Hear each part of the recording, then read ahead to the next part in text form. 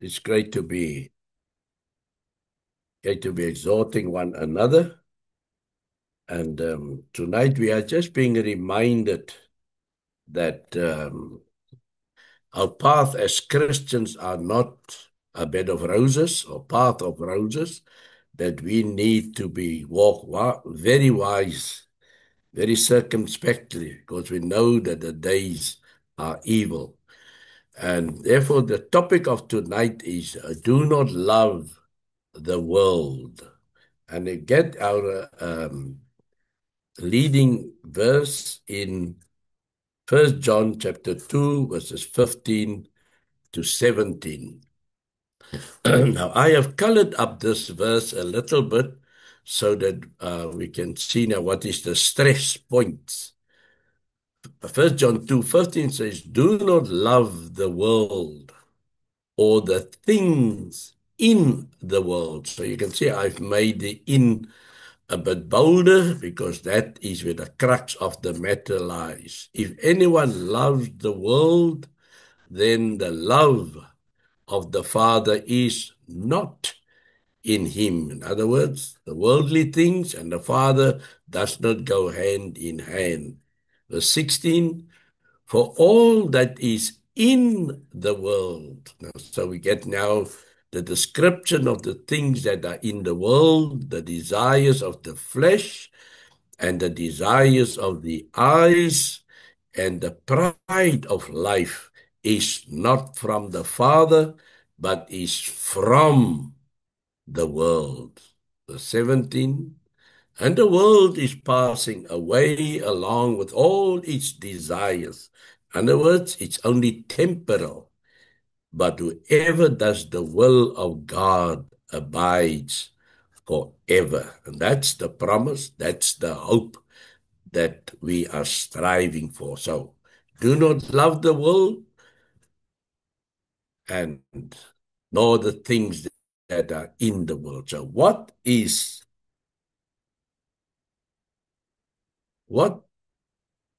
what the world is not.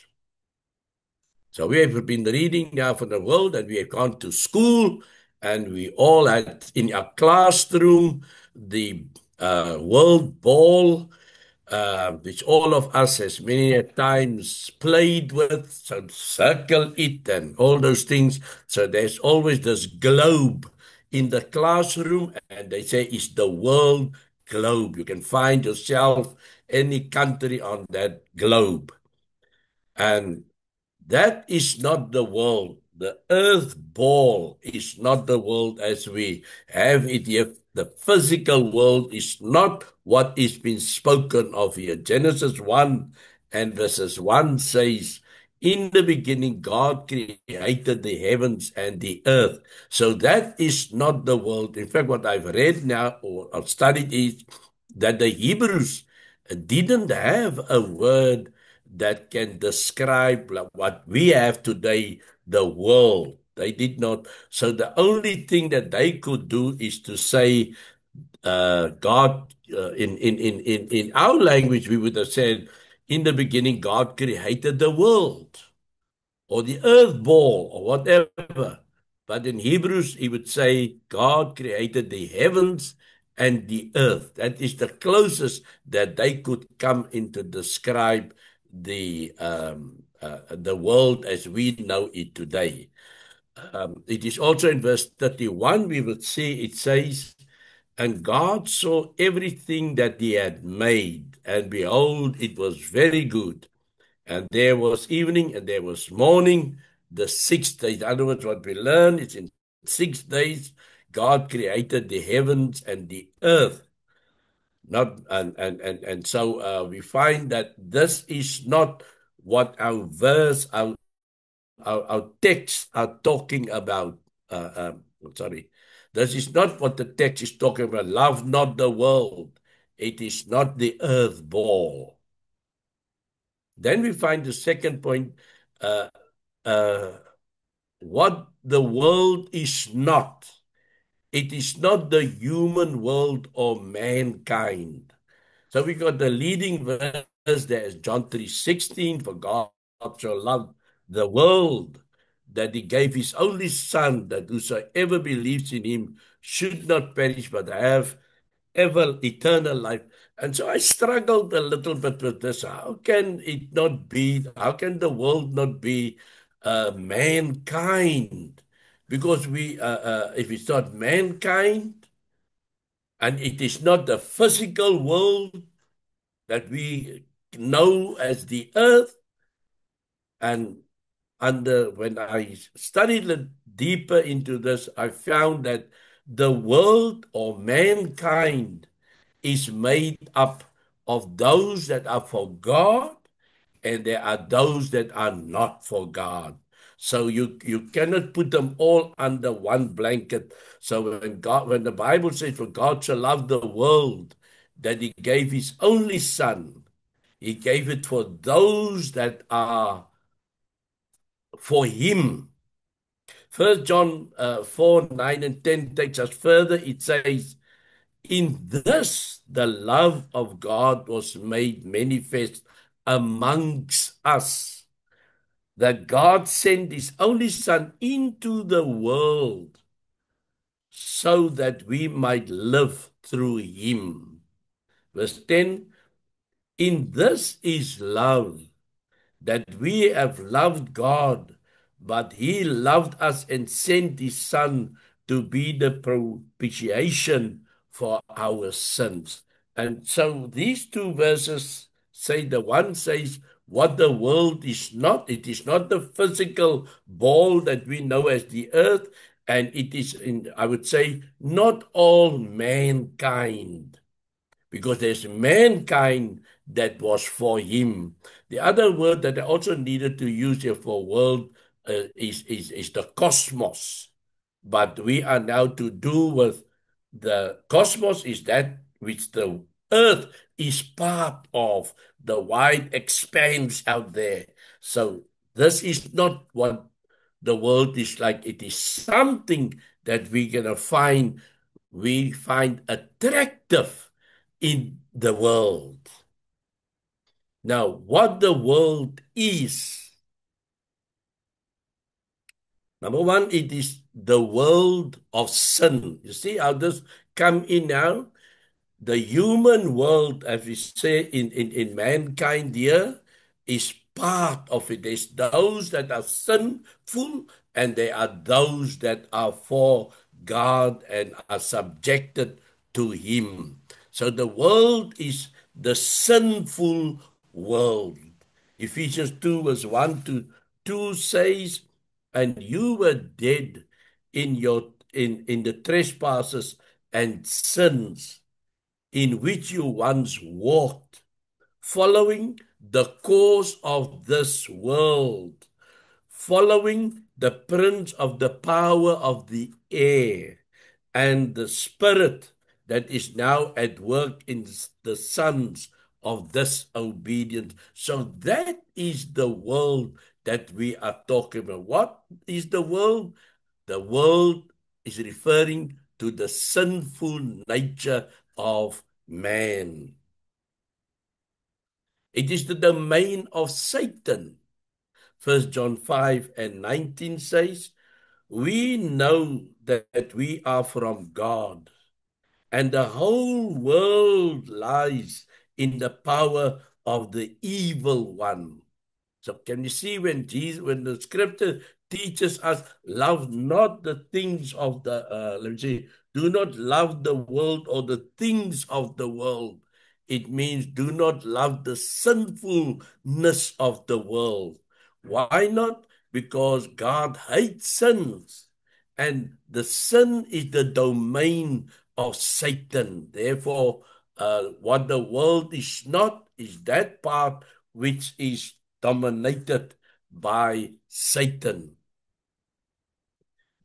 The NLT Study Bible, was it the National New Literal Translation, says that the world, we see that it's the domain of Satan, but the New Literal Translation say a morally evil system under the influence of Satan opposed to God and Christ's kingdom. So, in other words, this world, not the earth, but the inside of the world, of the living world, is made up of two: the life of Christ and the domain of Satan. And that is why when we say what the world is not, the human world can be uh, uh, is divided. So it's not all of mankind. For God so loved the world that he gave his son so that the world can come to the understanding that there is a God that loves them. And me and you are present here tonight because we love God.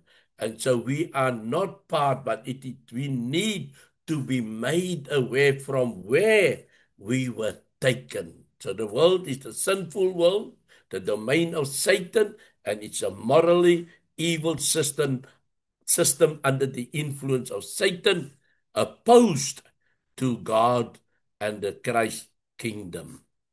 So things in the world under the influence of Satan, the lust of the flesh.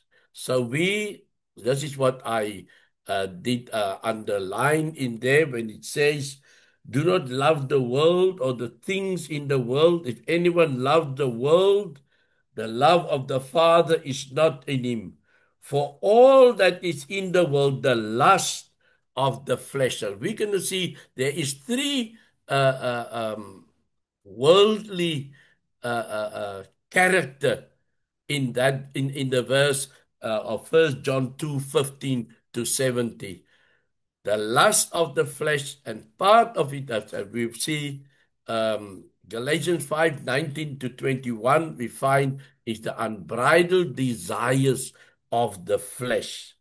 Now, Galatians 5:19 says, now the works of the flesh, see, we read was there, the world is the lust of the flesh.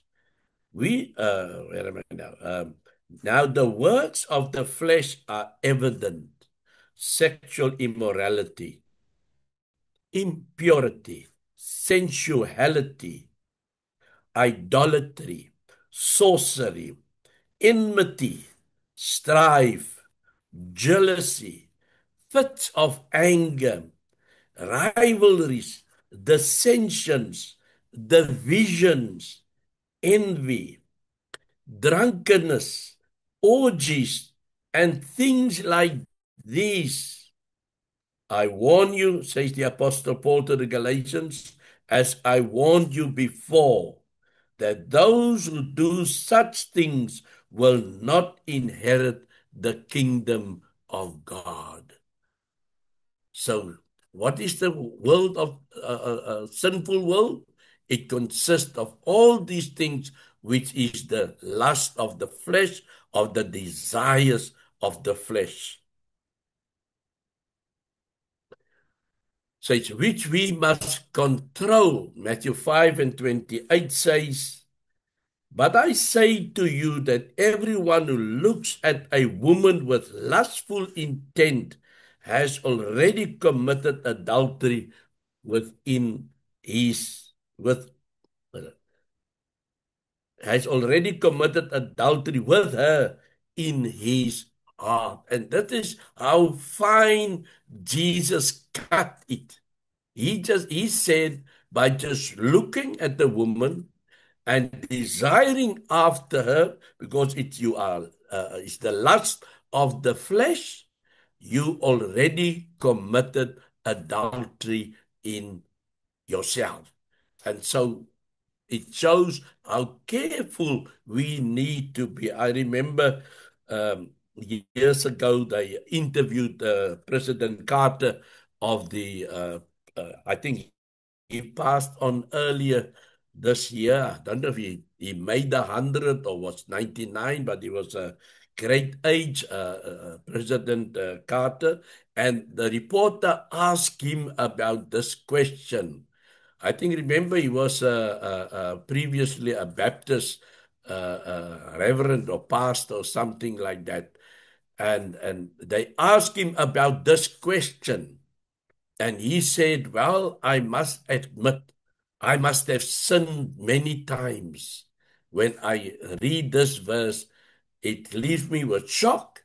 I must have sinned many times. And so many of us can be honest with ourselves when we read this verse. And Jesus said, you do not just need to go do the act or the deed by just looking at the woman and lust after her. This is the work of the flesh. You already has committed adultery in your heart. Romans 13 and 14 says, but put on the Lord Jesus Christ and make no provisions for the flesh to gratify its desires. This is such a complete or a compound verse. It says, but put on the Lord Jesus Christ, or clothe yourself with him, and make no provision for the flesh. You know, sometimes you hear some people will say, you know what? I take off my Christian jacket and then I put on my worldly jacket, and that person will then stand out of my way. Now, it's not a matter like that. You must be clothed in everything with Christ. So make no provision for it to gratify its desire. You just play right into the domain of our arch enemy, Satan. So which the lust of the flesh we need to control. 1 Peter 2 and 11 say, beloved, I urge you as sojourners and exiles to abstain from the passions of the flesh which wage war against your soul or our soul. We need to be at all times wary. Remember, James say, resist the devil and he will flee from you. Don't uh, um, uh, hug him and uh, greet him in a manner that would just lead us to lose control. Then we had, as we say here in verse 7, the world, the lust of the flesh and the lust of the eyes is the second part that in that verse. It says, number one, unlawful longing for things we see. Ephesians chapter 5, verses 5 and 7, 5 to 7 says, For you may be sure of this, that everyone who is sexually immoral or impure, or who is covetous, that is an idolater, it's in brackets that, has no inheritance in the kingdom of Christ and God. Let no one deceive you with empty words, for because of these things the wrath of God comes upon the sons of disobedience. Therefore, do not become partners with them. So we need to realize what the world is. The world is one can say it's a compound with lots of sinful activities, the lust of the flesh and the lust of the eyes. Colossians 3 verse 5 to 7 says, put to death therefore what is earthly in you. And it's almost like a repeat of Ephesians chapter 5, sexual immorality, impurity, passion, evil desires, and covetousness, which is idolatry. On account of these, the wrath of God is coming. In these you too once walked when you were living in them. So but thanks be to God Almighty that we have realized our sinful nature, and we have turned our back on the lust of the flesh and the lust of the eyes, so that we do not walk in them. These are just warnings for us that we do not go in the same route that we were before. The lust of the eyes, Psalms 119, verses 36 and verses 37. Just go here to my Bible, Psalm 119, verses 36 and 37.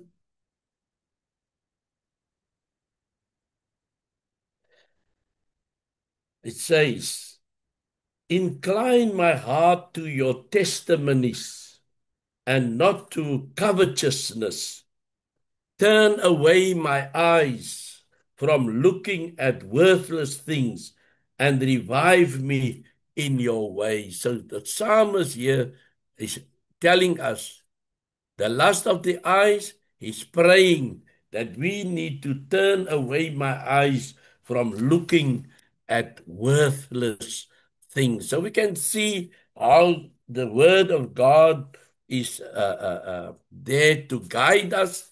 It is really a light unto our pathway. In 1 Timothy 6 and verses 6 to 10, let's read there. 1 Timothy 6, verses 6 to 10. Now godliness with contentment is great gain. For we brought nothing into this world, and it is certain we carry nothing out. And having food and clothing, with these we shall be content.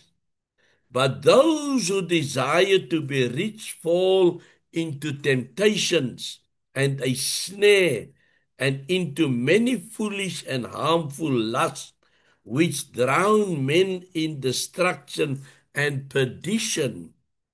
For the love of money is a root of all kinds of evil, for which some have strayed from the faith in their greediness and pierced themselves through with many sorrows.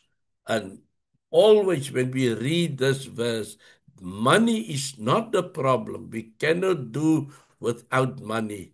We know when it's near the end of the month, then we try, we not try, we work very, we count the mileage on our vehicles. When the butter is, we can already say this butter will have to last for about 3 days. And if the fish oil is a lot, we work with everything in the cupboard. It must now be stretched. But in the beginning of the month, the end of the month is still far. Because at that time in the beginning, we've got everything. So we cannot do without money. But when we love money, there is the problem. When we make ourselves unhappy because we got this love and desire to have money, and or what we call our eyes is bigger than our tummy or so. No, we need to be in control in the lust of that. Let Mrs. Jones next door have a beautiful hat, and let Mr. Johnson have his beautiful car, and let Mrs. Who or Mr. Who have his big house. We must learn to be content. Now, godliness with contentment is great gain. So let us not follow the lust of the eyes. And then the third one was the pride of life. Boasting is part of the pride of life, age, wealth, and accomplishment. Luke 12, verses 16 to 21 reads as follows, 16 to 21. Then he spoke a parable to them, saying, the ground of a certain rich man yielded plentiful. And he thought within himself, saying, what shall I do, since I have no room to store my crops? So he said, I will do this. I will pull down my barns and build greater, and there I will store all my crops and my goods. And I would say to my soul, Soul, you have many goods laid up for many years. Take your ease, eat, drink, and be merry. But God said to him, Fool, this night your soul will be required of you. Then those then whose will those things be which you have provided? So is he who lays up treasures for himself and is not rich towards God. So the boasting or the pride of life. God wants us to be rich. He wants us to be rich, and he says, and is not rich towards God. Richness comes because we testify how God assisted us in our life. We go through many hardships. We go maybe there many things can happen on our life, but we do know that God always intercedes for us. Here was this man, he had a good crop, and then he's thinking to himself, look, I'm going to make things easy for my soul, materially. And therefore God said, tonight, you fool, tonight all these things will stay behind. You cannot take it with you. So the lesson we learn is the pride of life can cause us to suffer miserably. So rather be rich in God. First Timothy 6 and verses 17. First Timothy 6 and 17 says, Command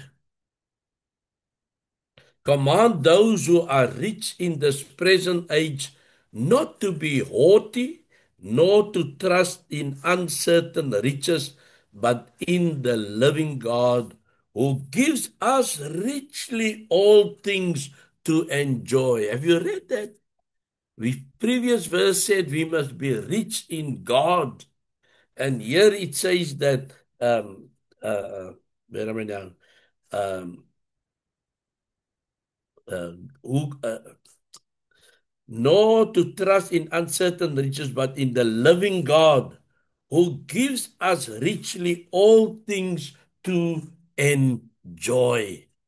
God is not asleep.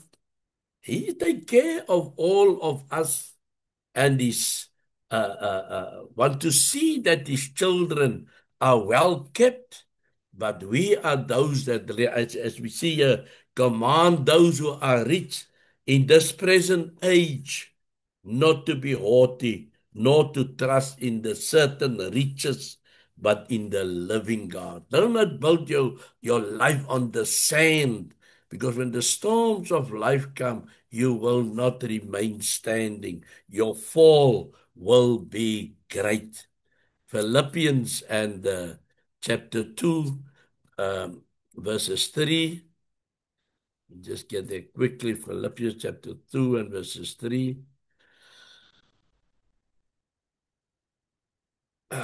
Philippians 2 and 3.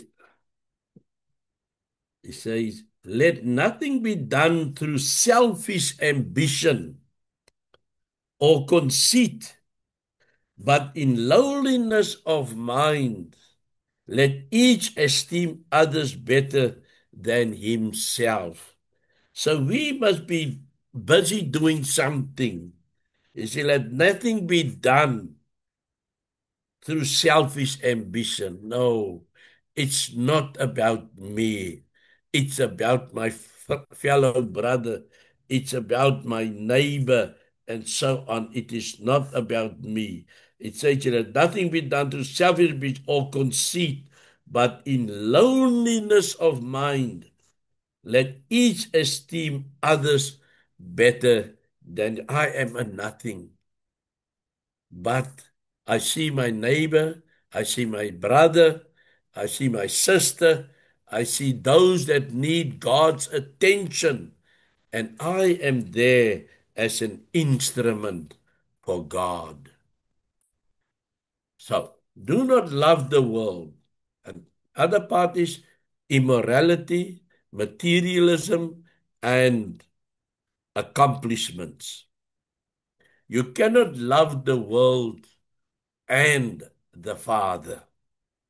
No man can serve two masters. I just want to go back to our text where it says, do not love the world or the things in the world. If anyone loves the world, the love of the Father is not in him.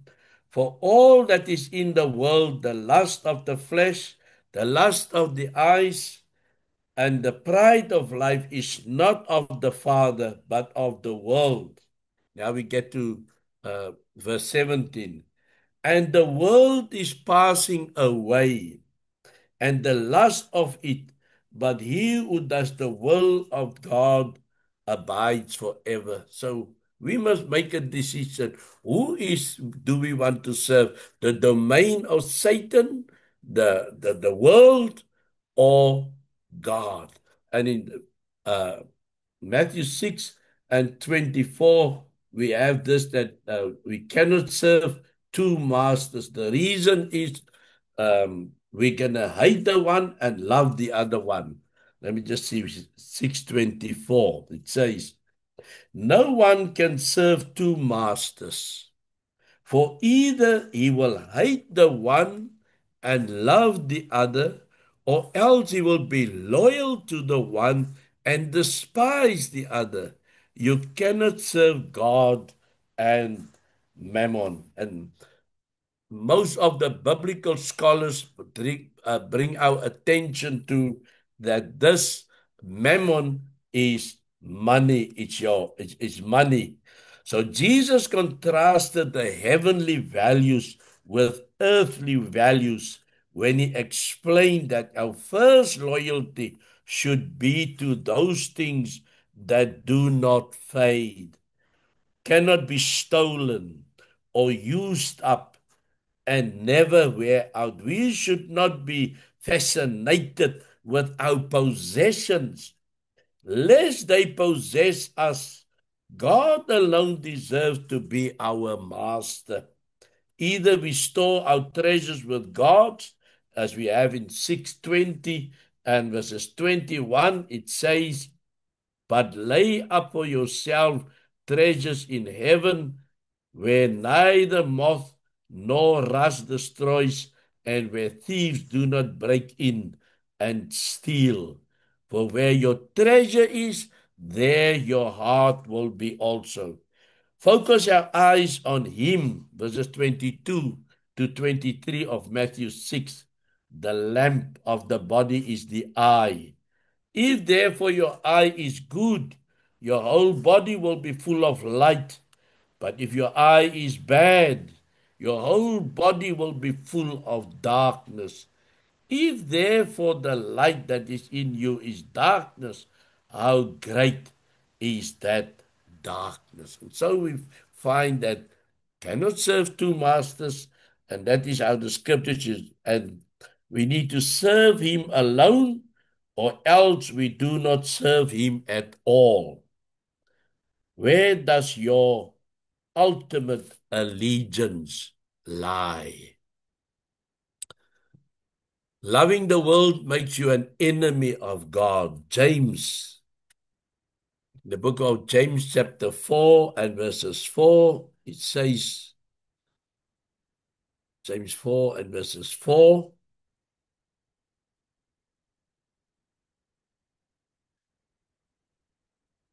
James 4 and verses 4, adulterers and adulteresses, do you not know that friendship with the world is enmity with God?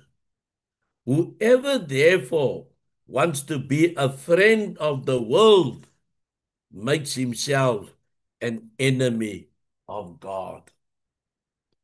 Isn't that very clear for us?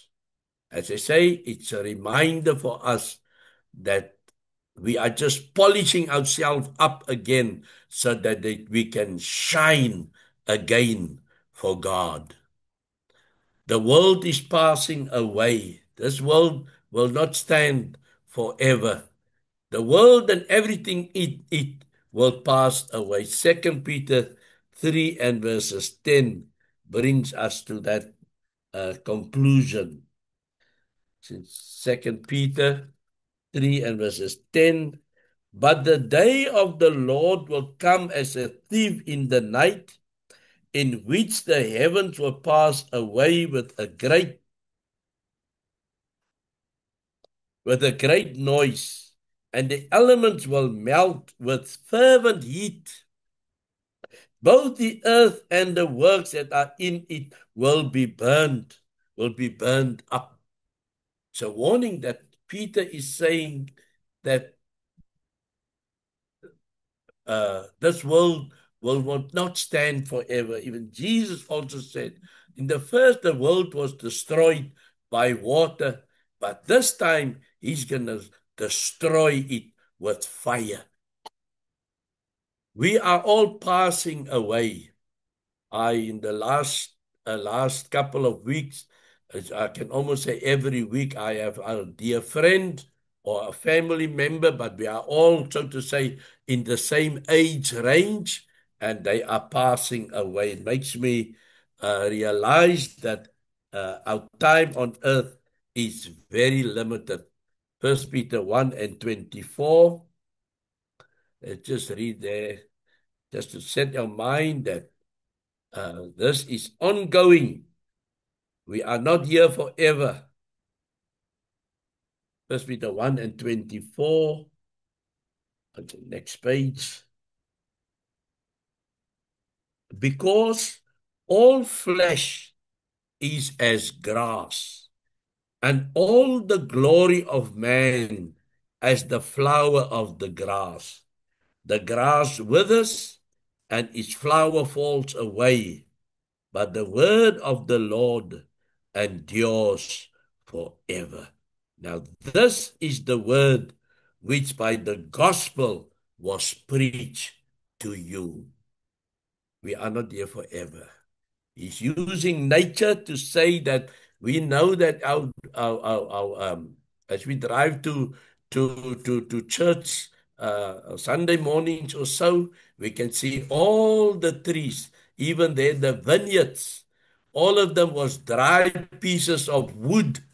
Now it is all becoming blossoming, and we know one of these days we'll see that everything will be green around us. And then it comes again that all the leaves fall to the ground, and these trees then die out for the winter months. So our winter also approaches, that we will be no more. But we need to know where we are heading for.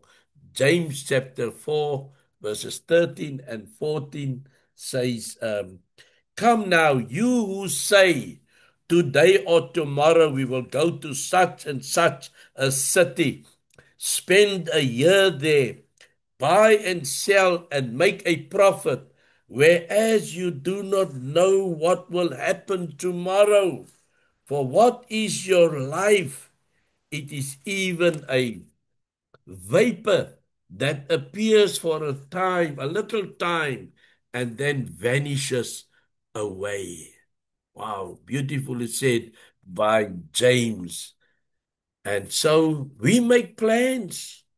Yes, we make plans for tomorrow, for next week. I already am making plans for end of the month to go and visit abroad. That is why, because everybody's passing away around us and passing away very suddenly. My eldest brother's birthday is on the 1st of November, and we want to be there. Hopefully, he will still be in life with us. So, because we do not know when our number will be drawn, so we must be aware of all this, that our time is only for a little while, and the best is to spend it in the fear of the Lord and with his glory. Those who do God's will shall abide forever. Theirs is the kingdom of heaven. When we read in Matthew and Matthew 7, there just I can remember we have the Beatitudes and so. Matthew 7:21, it says, "Not everyone who says to me, Lord, Lord, shall enter the kingdom of heaven, but he who does the will of my Father in heaven." So are we doing the will of the Father in heaven? If we are busy polishing ourselves up because we've just heard now how we should shine before the Lord, rest assured there is a place in heaven for each one of us. Revelations 14 and 13. Did I say revelation or revelations? Revelation 14. I'm so aware when it is saying the word of revelation that I intend to say revelations. Or Revelation 14 and verses 13. Then I heard a voice from heaven saying to me, "Write, blessed are the dead who die in the Lord from now on." How can we say is our is our is our place booked in heaven already? What will it profit you? Says Matthew 16:26. For what will it profit a man if he gains the whole world and forfeit his soul? Or what shall a man give in return for his soul? So it's a time to take stock. As I said, all this, we were part of the world, but we were obedient to the gospel call. We changed our worship, not for the devil or for Satan, but for God through Jesus Christ, his Son, for the hope of eternal life. And so, for what will it profit a man? You can gain the whole world. You can have all.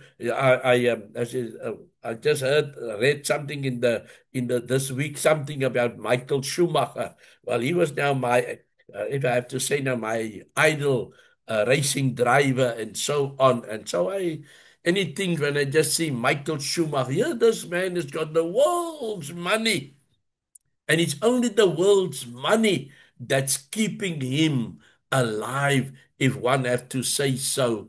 But we do not get all the information. All we know is he's alive. And that is just because of his money.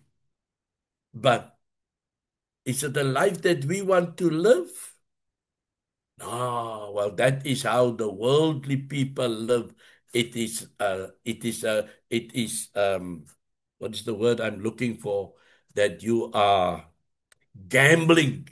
If I use, it's not the word that I want to use, but you are gambling with fate. When your number is drawn, will you be ready to go? As I say, 3 people now in the last 3 or 4 weeks that has gone on. I do not know if I must say gone on to meet their maker, but as I say, I'm ready. Are you ready?